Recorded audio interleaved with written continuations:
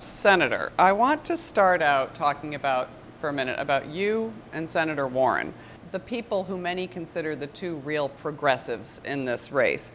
I talked to a lot of voters here in New Hampshire who are struggling trying to decide between the two of you. When are you going to start drawing a stronger distinction between the two of you? I'm going to let Senator Warren, who is a friend of mine, run her campaign, and we're going to run our campaign and make our cases to the public. I'm proud of the campaign that we are running. I would ask that people take a hard look at my record, the fights that I have fought against the power of corporate America, my struggles for the working class of this country, and my vision for the future of America. And we got 23 candidates who are running, and people will study each one of them. And needless to say, I hope they come out and come over to us. Because there are those who say, they're both Medicare for all, they're both free college, they're going to go after Wall Street, everything that I want them to do. I mean, I like both of them. Well, what are the distinctions? That's what the voters are going to have to decide. All that I can say is that we are running a campaign which says something that I think no other campaign is saying. And that is that no president, not Bernie Sanders or anybody else, can do it alone. Because the power of Wall Street and the drug companies and the insurance companies and the fossil fuel industry are so great that we need a movement of millions of people to stand up and tell these entities that our country, our government belong to all of us and not just wealthy, powerful special interests. So we are trying, obviously, to win here in New Hampshire. We're working really hard to win the Democratic nomination. I think we had a good shot to do that, to beat Donald Trump, the most dangerous president, in my view, in the modern history of America. But what I understand, maybe differently than other candidates, is that I can't do it alone. We need millions of people standing up and fighting back against wealthy corporate interests. Are you counting on voters to do some homework and look into the nuanced aspects of what you're all about? Because that's a big ask for some voters. In New Hampshire, I got to say that the people here take their politics seriously. They understand the very important role that they play in the primary process. Iowa is the first caucus state. New Hampshire is the first primary state. And people, believe me, we got a lot of people coming out to our meetings, but I'm not naive. I suspect they're going to other meetings as well. They want to hear what the candidates have to say. That is a good thing. One of the differences I see is socialist versus capitalist. Some people obviously see the word socialist as a little bit scary. Is Elizabeth Warren able to bring in a lot more people because she calls herself a capitalist? I don't want to talk about, if it's okay with you, Elizabeth will defend herself. All I can tell you is, if you ask me about what democratic socialism means, I'll tell you what it means. It means that the time is long overdue for us to stand up to powerful corporate interests right now. We pay the highest prices in the world for prescription drugs. You know why? That's the power of the pharmaceutical industry. We're the only major country on earth not to guarantee health care to all. You know why? That's the power of the insurance companies. We have a fossil fuel industry right now, makes tens of billions of profits while they destroy the planet. That's what my focus on. You got 3 people in America owning more wealth than the bottom half of the American society. Does anyone think that that's appropriate? Those are the issues that I am focusing on. People will come to their own conclusions. Last thing, you don't sound like you're worried about Elizabeth Warren in this race right now. You keep asking about Elizabeth. I am worried about Donald Trump being the worst president in the modern history of this country. I am worried about the impact that climate change will have on this planet for my kids and my grandchildren.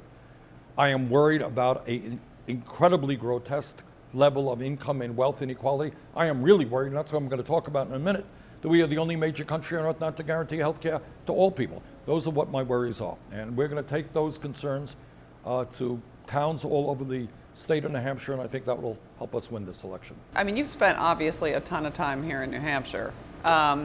Does this second go-around feel different for you? Or, obviously you're starting out much more well-known, right? Is that one of the biggest parts of it that's probably different? That's one of the parts of it. The second part is, last time, by and large, I was running against one candidate. Now we're running against 23 candidates.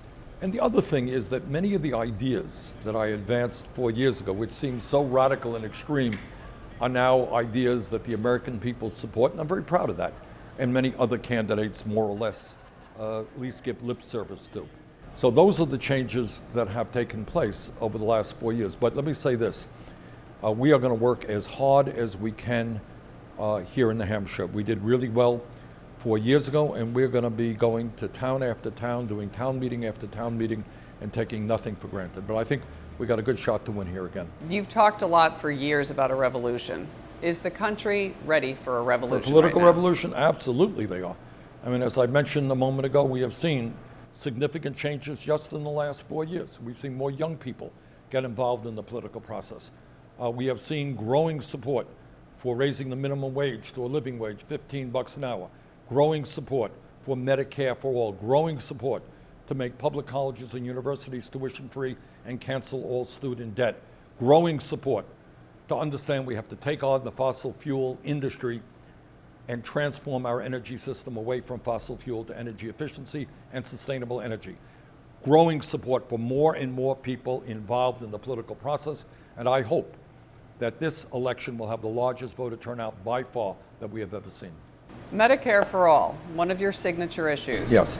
Is it honest for candidates to be out there campaigning as they are, saying that taxes won't go up, middle class taxes won't go up, we'll be able to pull this off? Well, let me be clear. Other people will say what they want to say, but I will tell you this.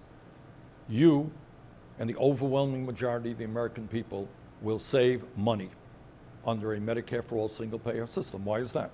There will no longer be deductibles, so you don't have to pay any out-of-pocket expenses. No longer premiums, no longer co-payments. And when you add all of that up, the amount of savings that you will see will be greater than the amount you will be paying in increased taxes. So for the overwhelming majority of the American people, they will be better off. We're going to expand benefits to include dental care, hearing aids, eyeglasses. People will have freedom of choice regarding any doctor, any hospital they want to go to. And we're going to phase it in over a 4-year period. Right now, as you know, Medicare eligibility starts at 65.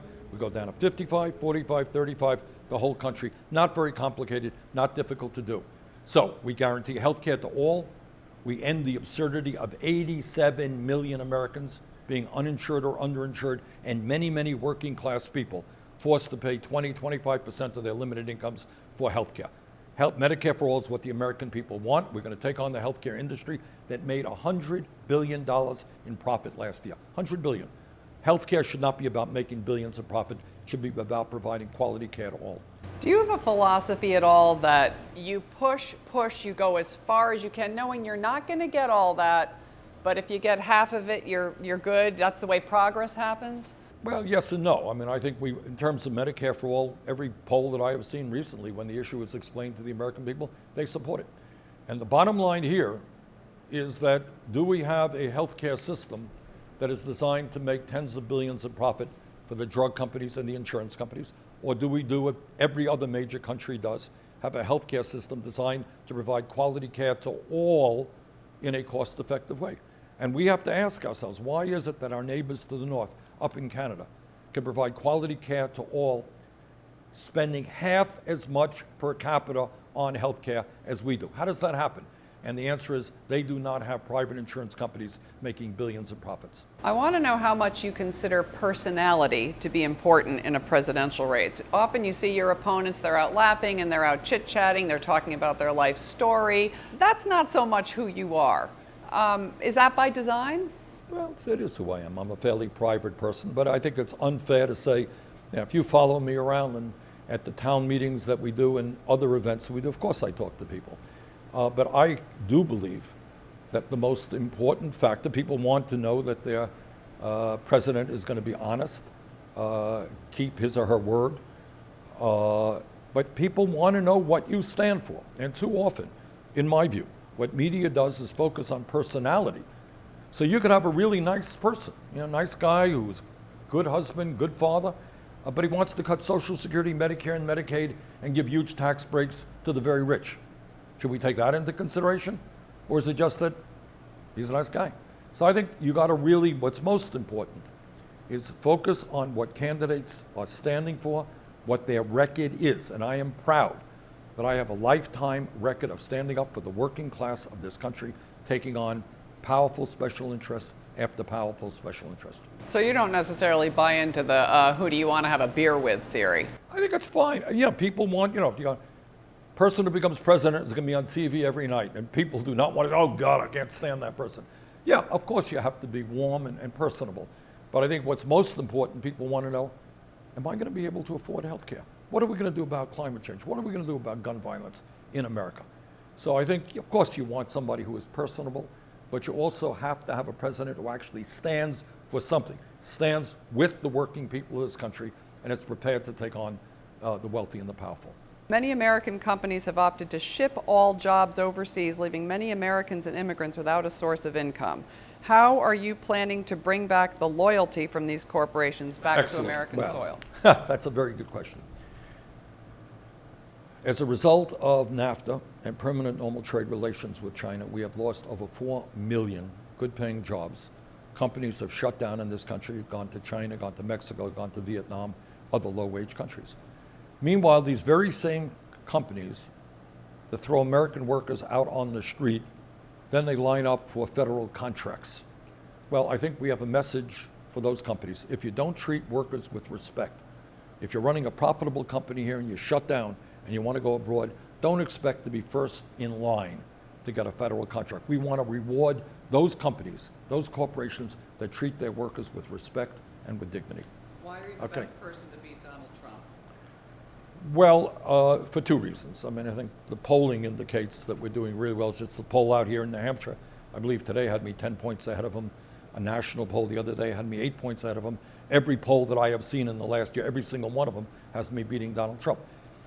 But I think the more important issue, if you look at states like Michigan, Wisconsin, Pennsylvania, New Hampshire, the issues that we are talking about, the need for the working class to finally get a break, and that we don't use all of government resources to protect the wealthy and the powerful, that we provide health care to all people, that we improve our educational system, that we deal with climate change. Those are the issues that working families are concerned about, and those are the issues that I'll be talking about. Thank you, Senator. I appreciate your You're very time. welcome. Thank you Thank very you. much.